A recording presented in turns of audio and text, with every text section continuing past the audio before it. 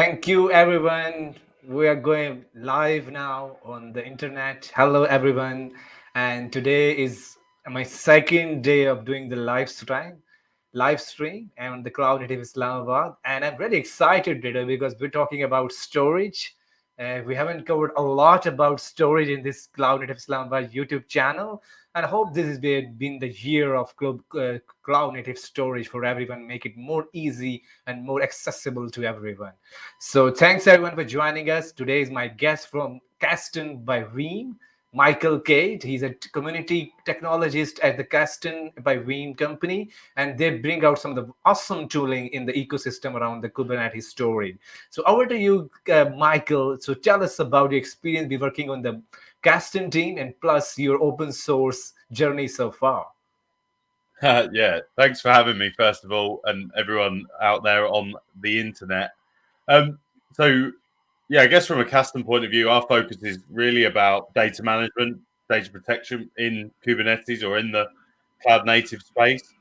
But my biggest focus is more around like the open source arena. So, yes, we've got a couple of projects that focus on application frameworks. So we have Canister, which allows us to take some application consistency from within our Kubernetes environments.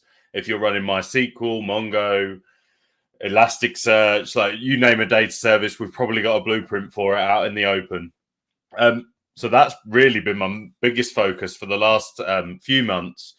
And then basically nearly a year ago, we released another project called Kubestr. And Kubestr, and this was me also ramping up in the cloud native space, right? So I very much come from a storage background. I come from a virtualization and storage background, mostly on the operations side, looking after infrastructure, and then being with Veeam for the last 7 years has been mostly focused around data management for the virtualization and cloud environments. Then I've been moved into Kasten to focus on community and being that technologist and go-to person there from that point of view. And then along came this open source like sideswipe that's obviously everything to do with cloud native and everything that we're doing here. So my interest has grown and grown over the last 12 months, not only grown, but also the education around that. But one thing I did find is that everything has a learning curve. Everything has a potentially steep learning curve. Now, just because I come from storage, that doesn't mean you're going to get Kubernetes storage straight away. It doesn't mean if you come from networking, you're going to get Kubernetes network. And I know you've done some stuff around Kubernetes networking and also the compute and everything on here. But storage is just that another thing that we have to learn, another thing that we have to get our heads around and be able to understand that. And that was really how Kubestr was born, in that obviously from our data protection point of view, we do a lot of work with the CSI driver. We do a lot of work with our customers to enable ourselves to leverage the volume snapshot controller so that we can take an initial point of data, like a restore point, a very fast restore point, before we then offload that off into object storage. And we had a lot of customers that maybe were in the same boat as we all are or were as well, where we don't necessarily have the skills to be able to go in, and we know that we want to benchmark it. We know that we want to understand whether we've validated and understand whether it's working correctly, because we're relying on all of that configuration. We're relying on that YAML to say, do the right thing. And that's fine. Everything I show you with Kubestr today can be done via, like, you could do this yourself. You could roll your own. People have. The beauty about Kubestr is that it's fully automated into a single Go binary that allows us to spin that up inside our Kubernetes context and then run some tests against that. So that's maybe a bit of a more long-winded intro into what I'm going to be showing. But yeah, that's where we are. Yes, absolutely. I think I've gone through some of the setup. I know this storage is going to be really, really tough and might be complicated for some of the folks who are really new to Kubernetes, but their day-to job is actually on the storage. They might not be so much a die-hard fan of the Kubernetes, but they want some things to have set up and the storage set up and configured correctly. And previously, we don't have those such tools, but thankfully, we right now the Kubestr, they can validate, they can you like just a one binary as you're mentioning, and it's really easier for a lot of the folks as well. And hopefully the demos you prepared and we've seen during the live discussion really help us actually advance our career, that we can more resilient about Kubernetes story, because a lot of the company is not resilient enough to going to the storage, like running the stateful app in Kubernetes and feel Yeah. resilient. But right now, like tooling the people got, I think they ask us to go about the stateful app, and that's a good story to hear about. And also, people are listening to us or watching live, follow Michael Cade on Twitter. He's been and follow his journey of the DevOps 90 day of DevOps. And I'm following every day and learn so many cool things from it. So before we jump start the cubes, just tell us about in a few words your journey so far in the DevOps 90 day of DevOps. Yeah, so I was massively overwhelmed back at and I'm literally going back to March 2021, right, when I first was pushed into this group. Pushed, that sounds terrible. I wasn't pushed. I wanted to do it. But ultimately, what I found was like this. I was kind of under the impression that Kubernetes itself was going to be massively daunting, and I saw Anais has done some great stuff around 100 days of Kubernetes. There's 100 days of cloud. There's 100 days of like all over there's 100 days is a long time. And I did start it for the cloud. And then I felt I'm so overwhelmed because you are living and breathing that Kubernetes for 100 days and you've got to stay consistent to that. So over the year, I'm learning a lot about Kubernetes, but I'm also learning a lot more about cloud and cloud native, open source, Linux being much more of a focus, a bit more networking, having to understand a lot more, like a bit more Go programming language. That I know I've popped up into a lot more new communities because of this as well. I see Engine on the chat as well, so I'll give him a shout out because he's been super helpful from that perspective. But the basically so we got to Christmas, we got to December, like holiday season, and it was that time where you start to take a step back and you go, wow, that was 9 months of pretty hefty full on learning and full on being involved in this relatively new community for me. And I really I tend to set goals at the very start of the year from like January the 1st to March the 31st, because that's 90 days. And it's Q1, it's a nice kick off to the year, whether it's a health kick or whether it's a like learning journey. And really that's where the 90 days of DevOps came. But it's not just, as anyone knows, and if you don't, that's fine as well.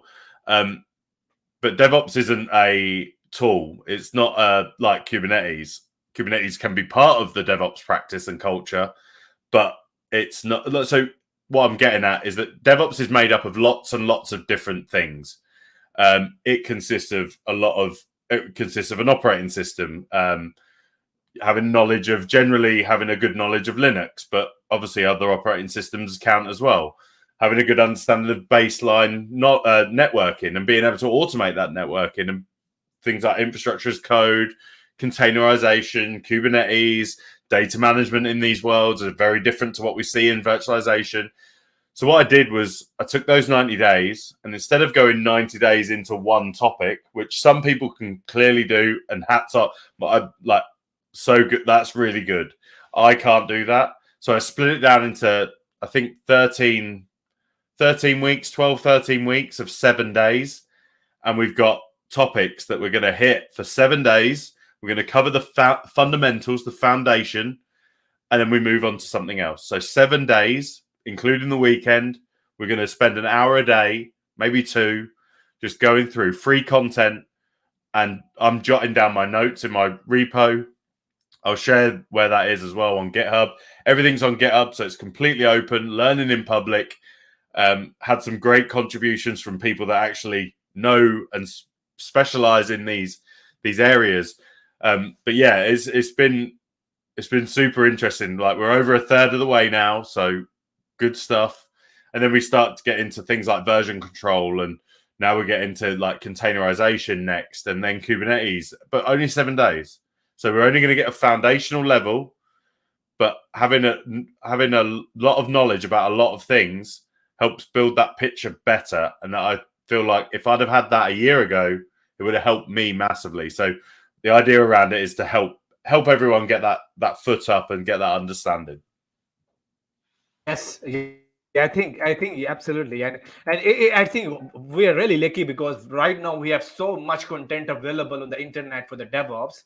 In the my days, like way back in 5 more years later, we don't have enough about the content available on the DevOps, and people are jumping into it and being able to not know what actually my job was. But thankfully now we're able to understand what is actually our role was, and people who are following your journey, they can understand they need to know the networking, how the networking setup, how the configuration management setup, how the Linux or Windows or Mac OS. You need to understand these knowledge and how you compile different languages of code and how to make testing easier. So I think you need to learn so many things about that.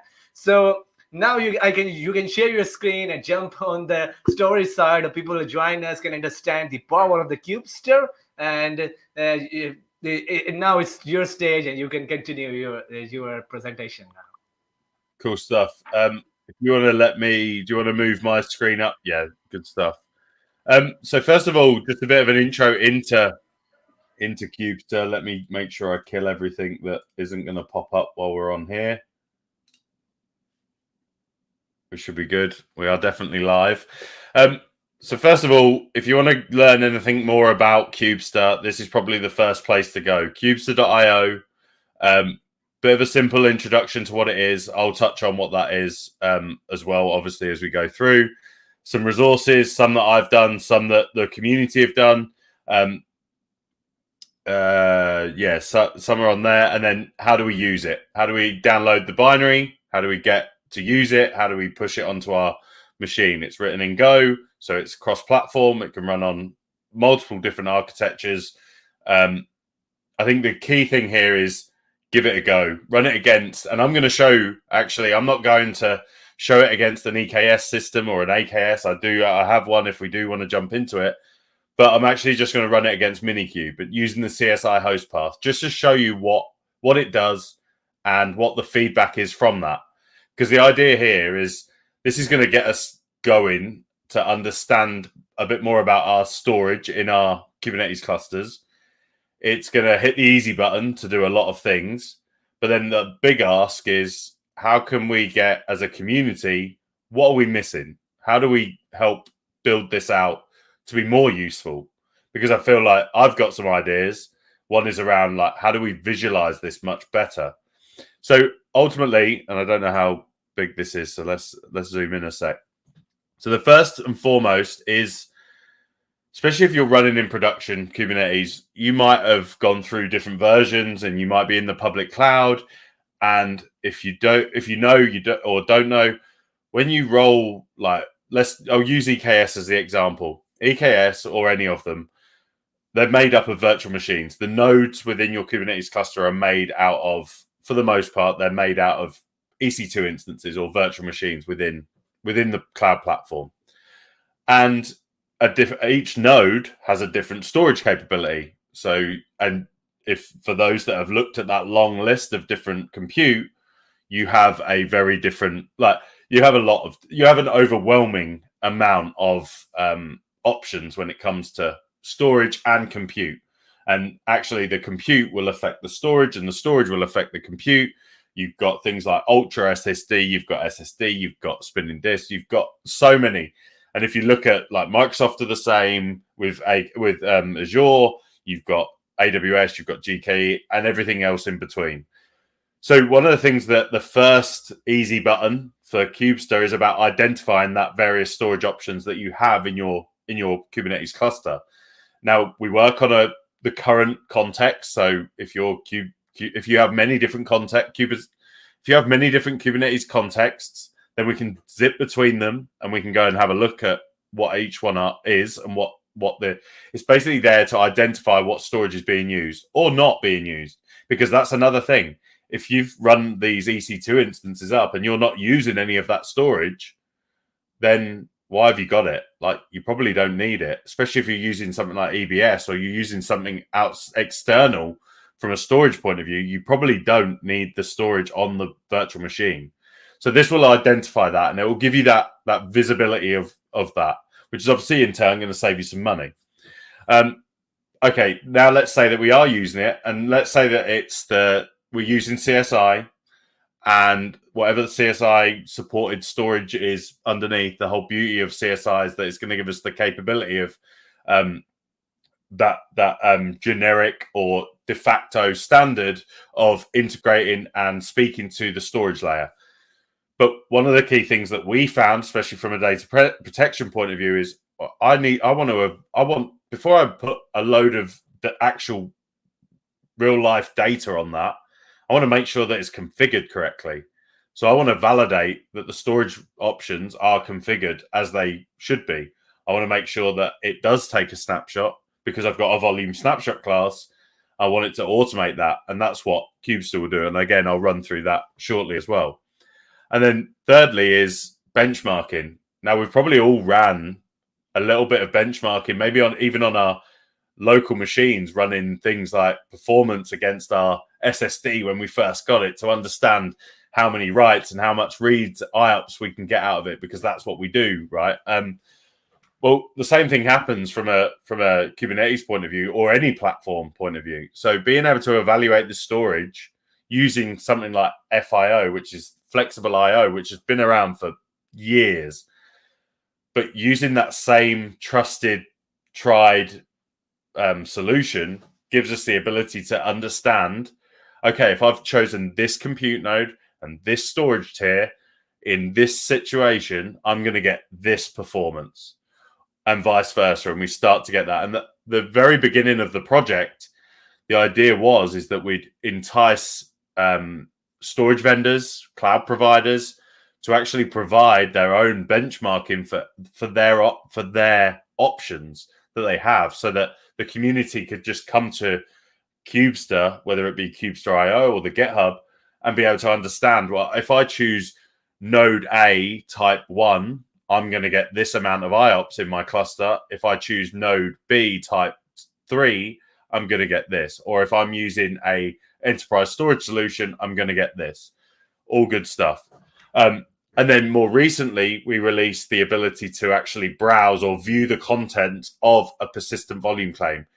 Now, the important thing here is that we're not going into the live persistent volume claim. We're actually cloning the persistent volume claim using the CSI technologies, the volume snapshot, and being able to then mount that to and I'll show you that, but being able to dive into that. Now, you'll see where I go here when I talk about this is that not very many people put unstructured data into persistent volume claims.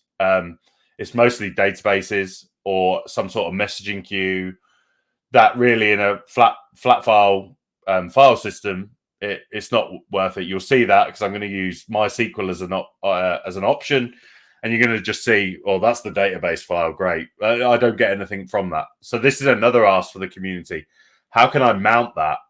How could I take the same methodology, but then use something like a MySQL in a web browser to be able to mount that, so that we could then see the data and that clone data, and then think of the possibilities there about being able to understand what that data is. What do we do with that data at that point?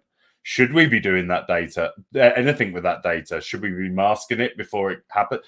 There's a lot of different areas that this could go. Okay, so they're the 4 things that I'm going to show in the demo. Then we've got a small little demo here, but obviously I'm not going to show you that because I want to show you it live. And then we've got the resources. So just so you are also aware, so there is a link down the bottom of this page that will take you to the GitHub page. And in here, again, very similar. It's going to give you some short instructions, pretty much like most READMEs within GitHub. And it's going to give you the idea of everything. The other thing I'll point out is that it's pretty active. in terms of issues. If you find something that you want that's missing, let's add it as an issue. We've got engineers that are dedicated to this from a maintaining point of view, but we'd also like your contributions, your PRs. Like, find something that you want and put it in there. Like, we've seen a couple of PRs that are in there as well. So I think we could probably jump into, we don't want to do slides unless everyone's had enough of slides. So just so that we know, where are we? Hopefully the visual's all right and you can read this okay. So I have a very tiny, this is a Minikube cluster, MC demo, single node, been up for 80 minutes. It is using, I have flipped it so that it is using the CSI host path. So if I do a Minikube, you'll see here that when I start, and this is another project that I started called Project Pace, is I wanted a quick and easy way of being able to deploy a Kubernetes cluster on any app, on any system, Mac OS, Windows, Linux. But I wanted to be able to then demo Kasten K10 on top.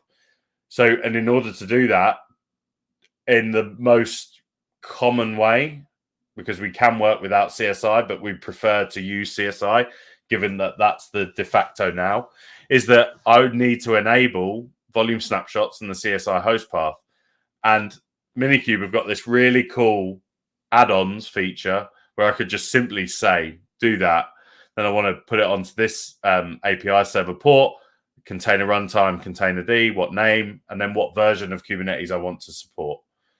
So pretty simple stuff. I can have it running in like 5 minutes, and then go and deploy K10. And I've got some other in that same, in my own repo, and I'll share that at the end if I remember, where the 90 days of DevOps is. There's also the Project Pace idea as well.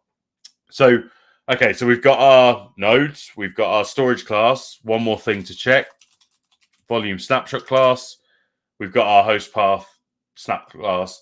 And this is what that add-on does. The add-on allows us to have the CSI host path, which by default, if I run that Minikube start, comes in as the standard is the default. So you have to flip that using a command. Very simple. Again, we'll make sure there's links for that.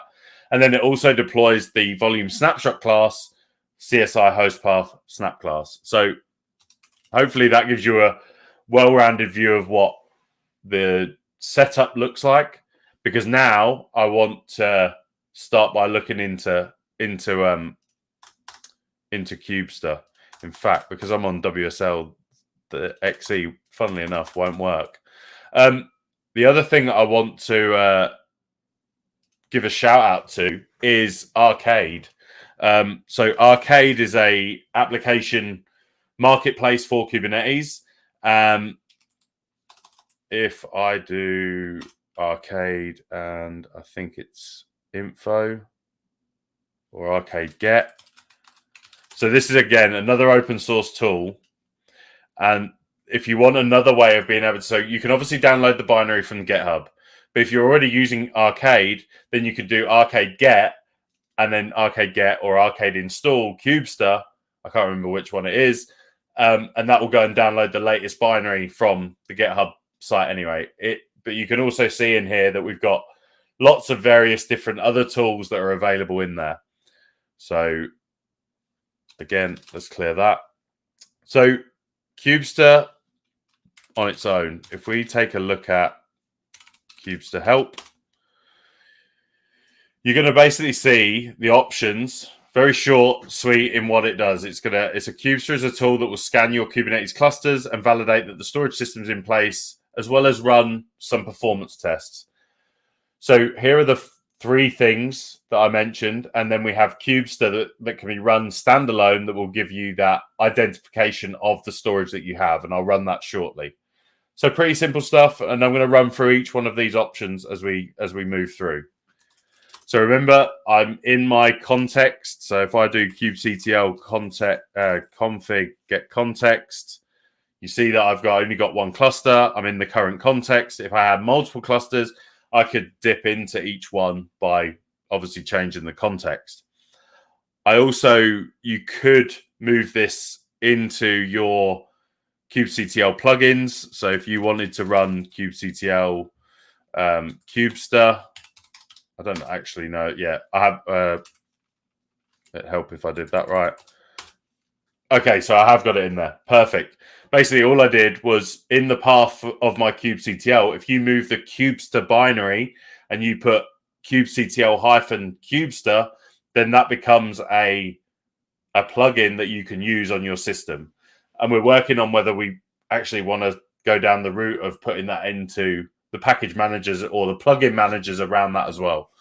I actually didn't know I'd done that on this system. So Kubestr, just on its own, standard run, will obviously give you some validation checks against your Kubernetes version, some role-based access control checks, and then the most important thing is that it's going to come up and tell you about your available storage provisioners. So here we can see that our host path CSI is found. So this might be a CSI driver, but it's not publicly listed because it's the host path. Obviously, no one should be running this in production. But if we were to run another one and if we were to run a validated one, it would come up in that list and say, this is a validated CSI driver. You can see that has a storage class associated to it, and it tells you you can run an FIO test against this by running this. And then we have our Minikube host path, which is an unknown driver type. A storage class is standard. It is not CSI, but you can still run FIO against it because there's still many companies out there that don't run CSI yet. It's only relatively new. So with that, we can now, okay, we've done that. We've identified the storage that we have available within our system.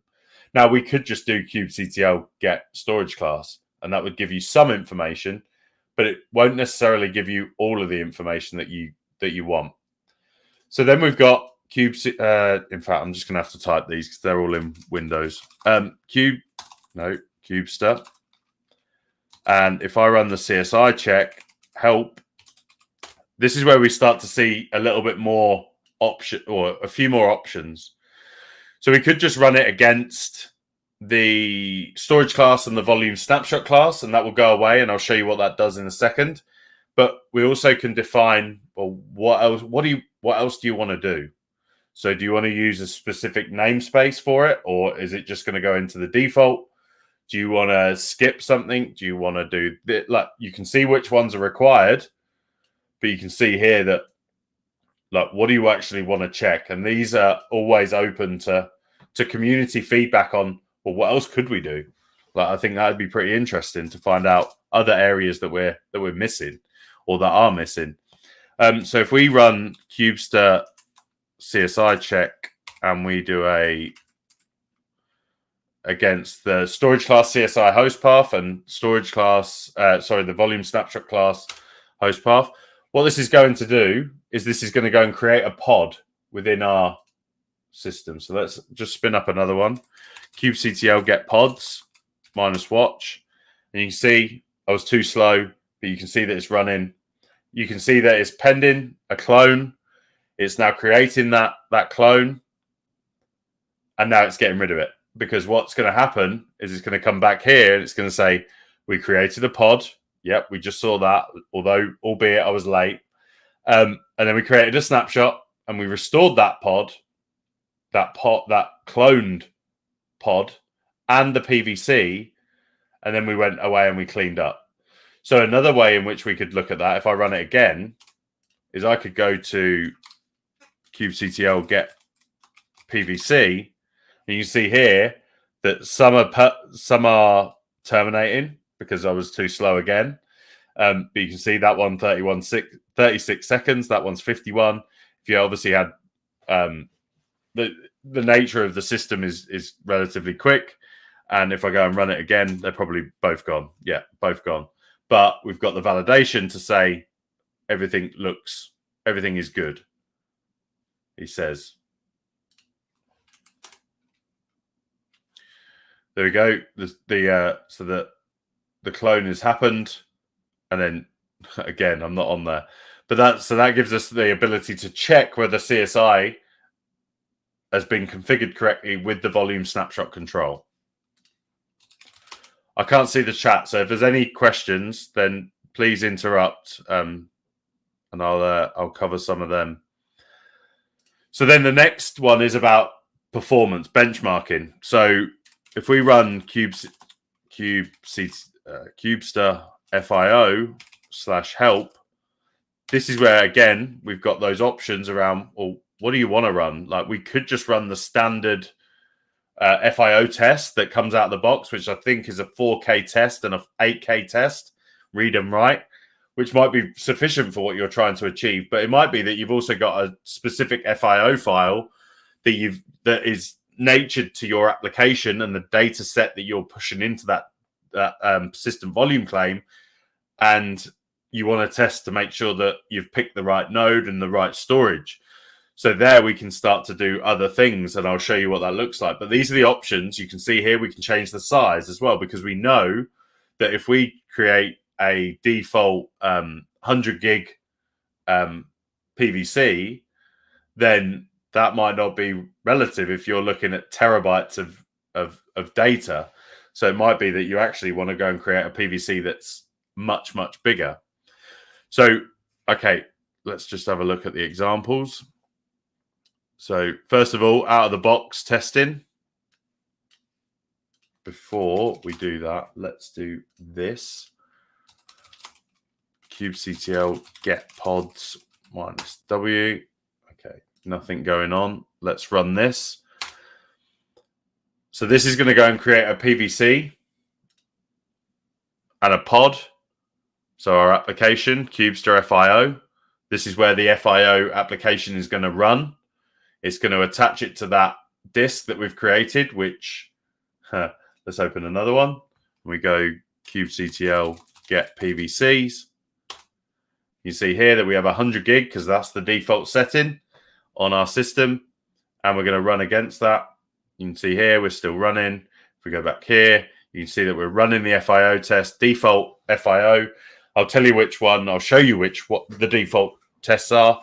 So here, and this is another community ask. Like, obviously we can output this to JSON, and we can start putting that into different engines to better visualize this. But as it comes through the terminal, you can probably see that you can get what you need. But I think if you're doing this at scale and automating this and wanting that information, you probably want some sort of, and if you're doing it consistently, like this isn't a job, this isn't we're going to use Kubestr once on day 0, and then we're never going to use it again, because we know, especially on premises, like storage can get degraded in performance. So let's make sure that we're getting the right SLAs to our storage. Okay, so we can see the version that we're running. We can see that from a read point of view, we're doing something with 4K block size, 2 gig, IO depth, random read, and the read, and we're getting 7,524. We've got a read of 128. So sorry, it's 4K and 128K reads and 128K writes.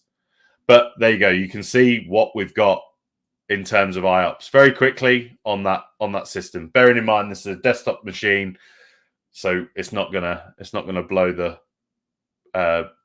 It's not going to be incredible. But like I say, we can bring our own FIO, and maybe it's something like, I want to see how quick it is to read backwards the whole file system. And if we just go here, you're going to see that's all gone now, terminated. And if I do it, the PVC's also been dealt with. Let's, I guess we could just run that again. And then if we go and this might work if that's still there. That file's not there. Okay.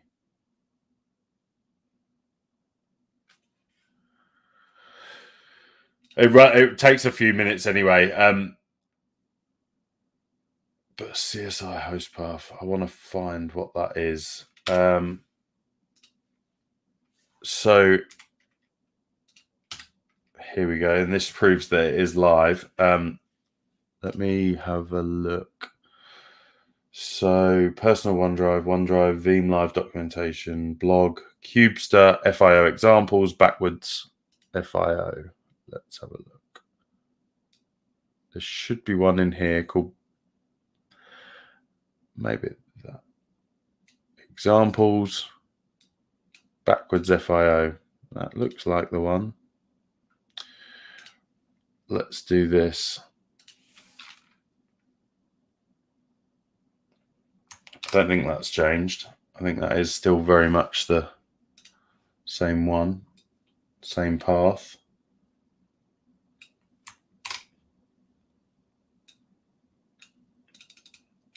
Let me try again.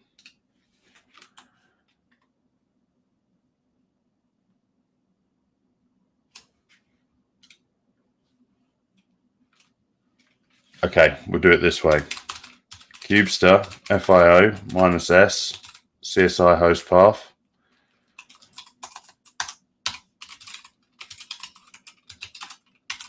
The file is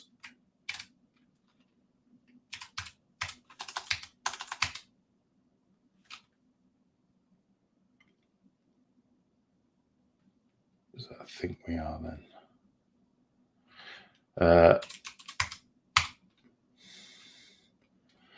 No, don't show me all of that. Examples. Backwards read. Okay, that was quick enough. Sorry. So now if we go and look at the PVC's been created. It's still 100 gigs because we didn't define any different. I think we might do on this next one if we do run that. Pod is running, terminating, already done. If we go back here, yeah, already done. We've got our feedback of our 4K job name, which we don't have in this particular, but you can see that it's a much smaller output to what we were specifically looking at. Now, if we wanted to do a particular, let's say we wanted to do a 50 gig, just for time more than anything and space on my machine, is we could just add a -z and clear. And now if we go and look at this again, we can now see that that's a 50 gig.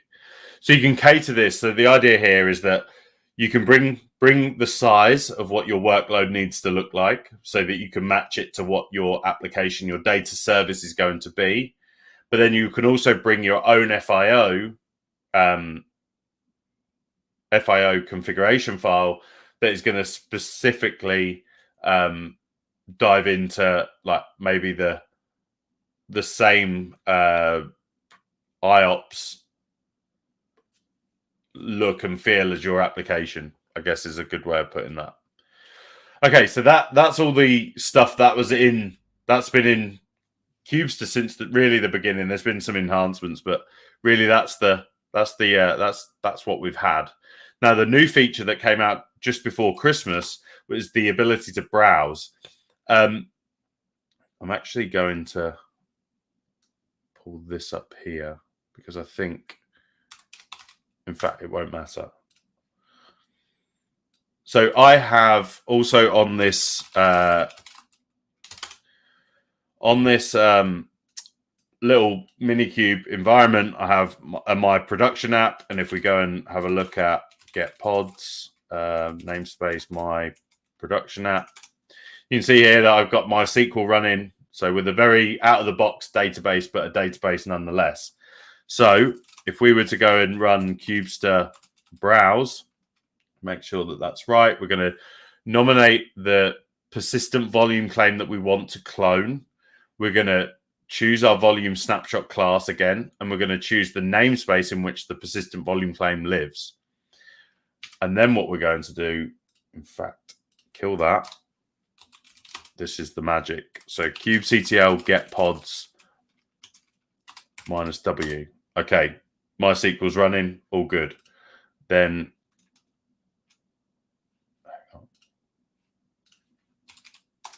now I'm going to get lost. Kubectl get PVC, my production app. Okay, we've got one. It's 1 gig. All good. So on here, let's go ahead and hit that. So first of all, we're going to take that snapshot.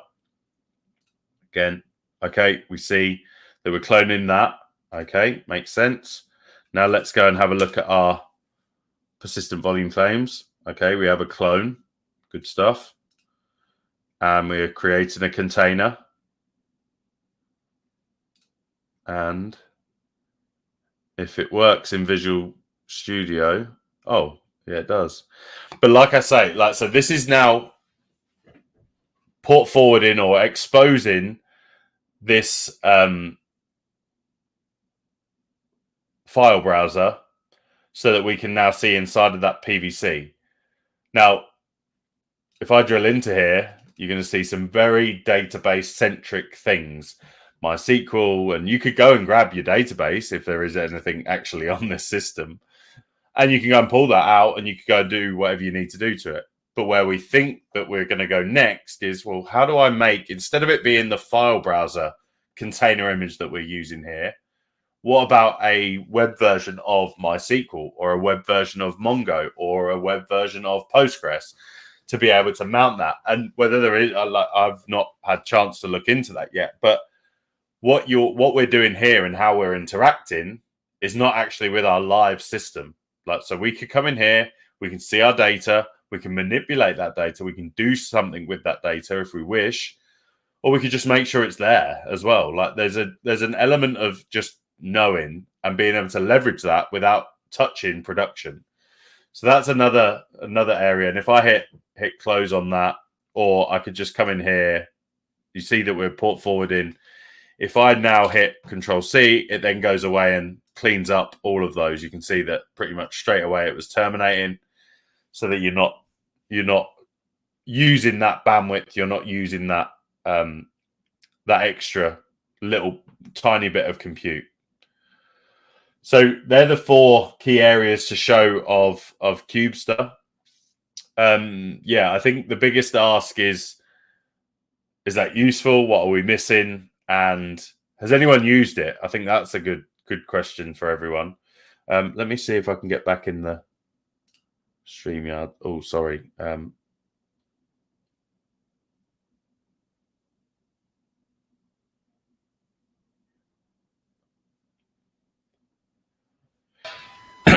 So, Michael, I am going through that, going to the docs chat as well. Just going through some of the use cases, the FIO. Like one of the things you explained about, like the FIO, what it is actually, and like one of the use cases you've done, like you have a file storage, we have a container storage that is really huge, and you need to have that available, persistent available for you. Like in the past, people have done it. So just to talk about some of the stuff that FIO does and what it is, and actually what is problem trying to solve it. Like it's a standard or something. People are listening to us. So I don't know if it is a standard, but it's an open source. Like you can see here, it's an open source repository of all of those configuration files that that's not what I wanted. I wanted FIO. So it stands for Flexible IO Tester, and really, it's been the de facto. I can't seem to get, my browser isn't working. I don't know why. Something to do with it is in here.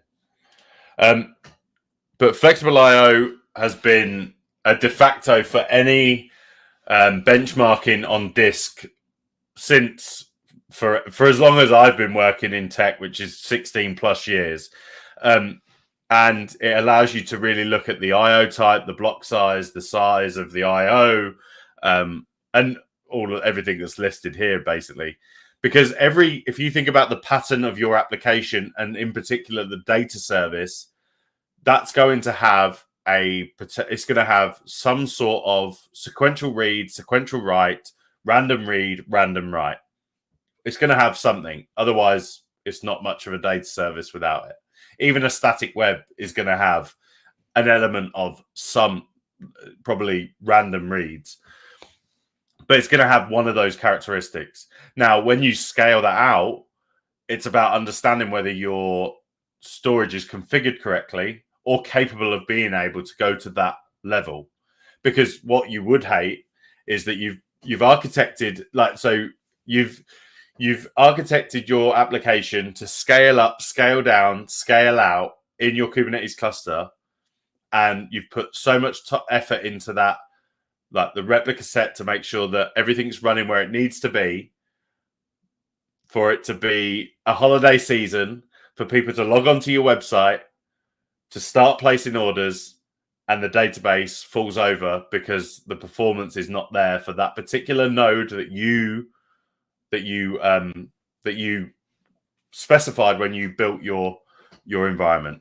So really, FIO gives you that peace of mind that if you know what your application, or you know what your data service looks like, then it gives you the understanding or the peace of mind that it's been configured correctly, or at least it's going to handle those bursts of data. And that's really going to depend on, obviously, it's going to depend on where that is, whether it's on-prem, whether it's in the cloud, and whether you have any control over that as well. Like, I know a lot of us on the call will not have any idea about what this underpinning storage is. I speak to a lot of developers on a daily basis that believe that the database is the storage layer. But from an operations background, let me tell you that there's a lot of things underneath that give you the performance that you get from the database. And I think that's massively changing. But I think one thing that Kubestr does is hide away a lot of the complexity of having to do it yourself.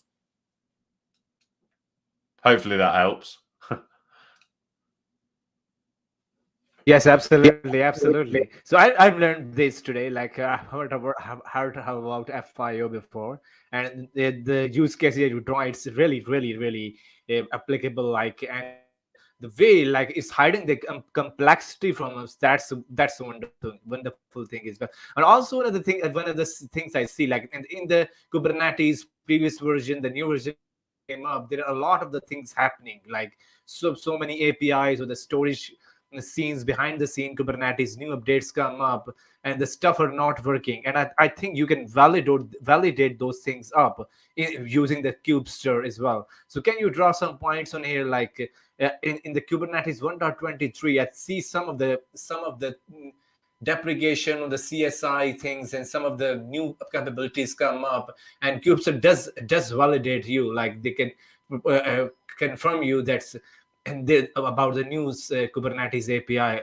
corresponding to the CSI. So talk us about these wonderful use cases of using the Kubestr. Yeah, absolutely. So obviously there's a major shift. In fact, I think I've got a nice slide that kind of touches about that, without making it a slide, because everyone's had enough of slides, right? Maybe I haven't got it. Maybe I haven't. There was something in one of the sessions that I've done. It'll be on the resources, but basically, if you go back to like Kubernetes 1.2.1 or maybe even 1.20, CSI was emerging or there, and all of the storage vendors had jumped on that, getting away from the in-tree provisioner, which was obviously always a pain. I'll call it a pain. I think I can now that CSI is out. Because you would have to wait for the next big Kubernetes release to release your storage code so that you could work. Whereas the CSI was, think about that from the CSI is there exposing APIs. Your storage comes along, we just plug in. We don't care. As long as they stay here, then we're always going to work. Whereas the in-tree provisioner and that storage. And then what we've seen over the last 12 to 18 months is a lot of migrations from in-tree provisioners, or someone correct me on the chat as well if anyone's there. Is it the flexible volume? So in-tree provisioner, flexible volumes, CSI, just another way of being able to add storage to your Kubernetes cluster. So the depreciation is my understanding is that it's more around the in-tree provisioner, and also that shift of people moving or like migrating to CSI back storage, or they're rolling new Kubernetes cluster, which by the most part is de facto CSI. which obviously gives you that. But you want to make sure that it's still configured correctly. We're in that transitional period where you still, especially with the public clouds, you might still be deploying the CSI volume snapshot pod and configuration for that. So Kubestr comes in very much to validate still, but you can see where Kubestr goes in the future to not only evaluate and also browse those disks, as it were, those PVCs.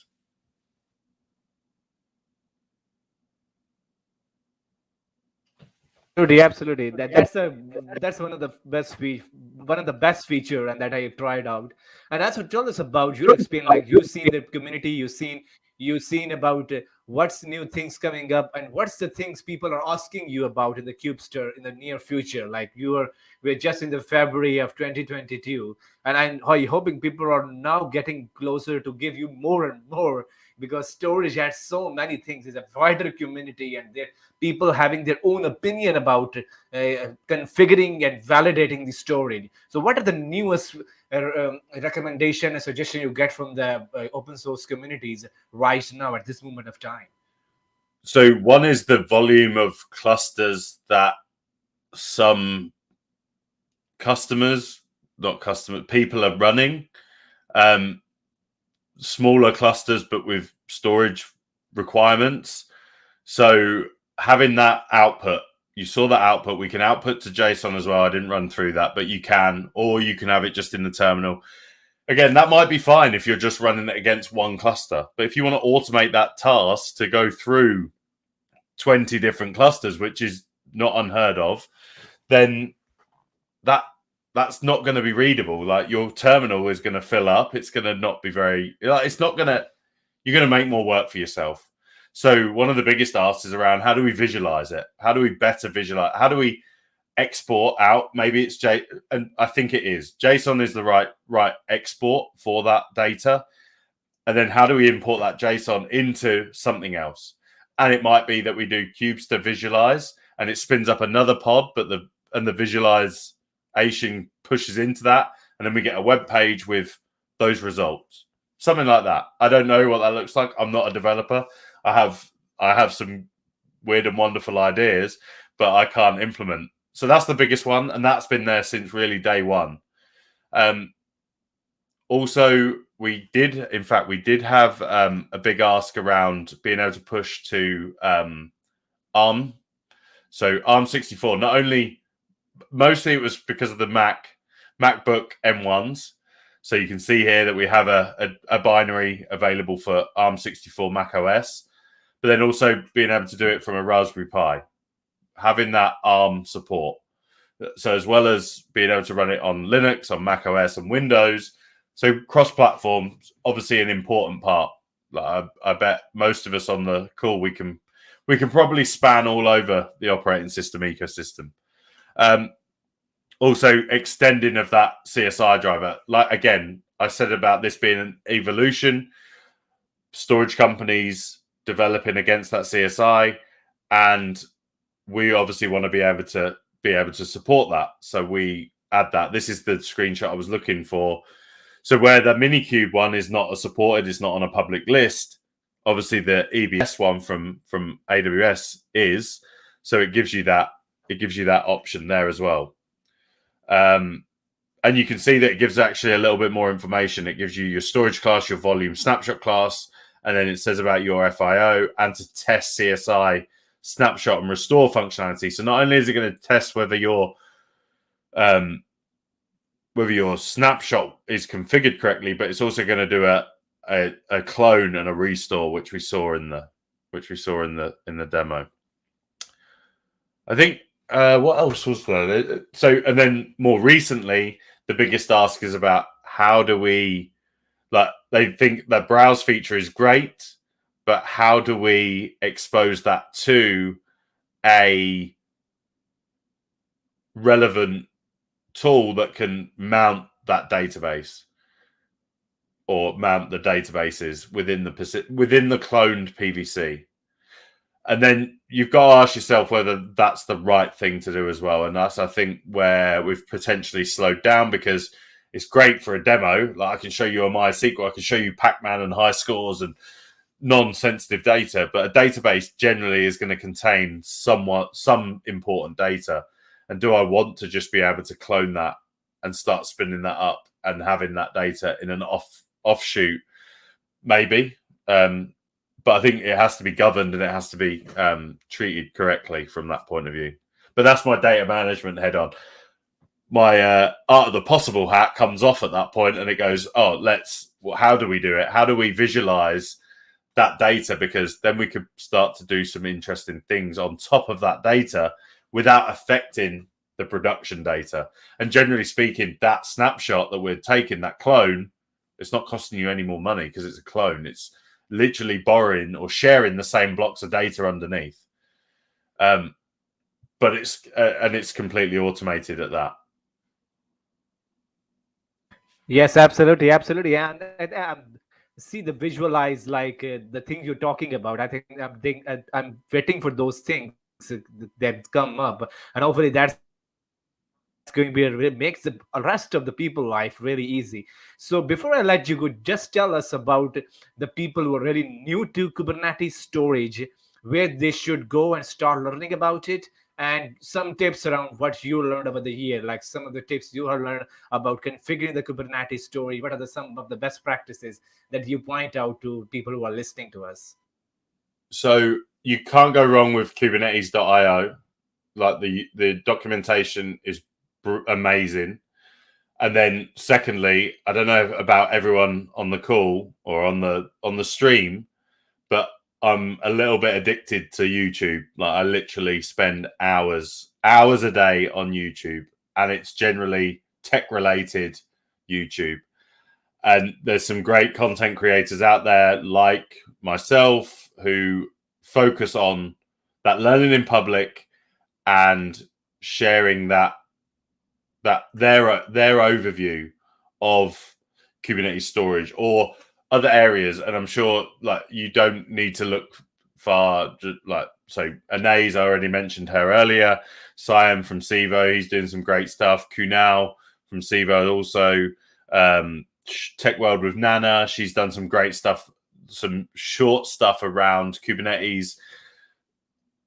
I don't think personally you need to pay for this content. I think there's enough out there, and it's a growing content. Like you said at the start, is that we've got endless amounts of content around DevOps, around Kubernetes. Yeah, I think there's a lot to be going at. Yes, absolutely, absolutely. All of these guys you mentioned, like Siam Pate, Kunal, David McKay, Rockwood, they are pushing on the wonderful content on the YouTube, and that's really easier to make people life really easier. And also the Victor Farsik from DevOps Toolkit. I think he has every possible. I think he has every possible YouTube content. If you browse, that's his channel is pop up because that's his content. One of very I really like about it, and also the 90 day of DevOps. That's I really excited about, and sharing the links over. You grab the link from here and just go follow the journey of Michael Cade on the GitHub.com and tell us about what he's talking about. And I think you hope learn done a lot is if you're following his journey as well. And also on the story side, if you need more knowledge around that, Michael Cade is always visible on the Twitter side, and or they can ask if you have other question related to storage. Join him, follow him on the Twitter. He's been a wonderful person to engage with, and I'm learning every day. He's been a learning resource for me on the Kubernetes story and DevOps side. So thanks, Michael. And really wonderful chats coming up. Like Ingen Diri is saying it's amazing, like Kubestr. And King Saturthi is kind of looking good. We'll try out a good some comments. And that's making me more smile out because I have tested out Kubestr and makes more sense for me to learn more about it. So thank you, Michael. It's been a wonderful session with you today. We'll continue to collaborate on the future and makes people life more easier on the story side as well. So thanks for joining me on the today's live stream. Hope you enjoy the time with me. Thank you, everyone who showed up for this live stream. Hope to catch up to you again in the future. Stay safe, stay healthy. Bye bye. Bye. Thanks for having me.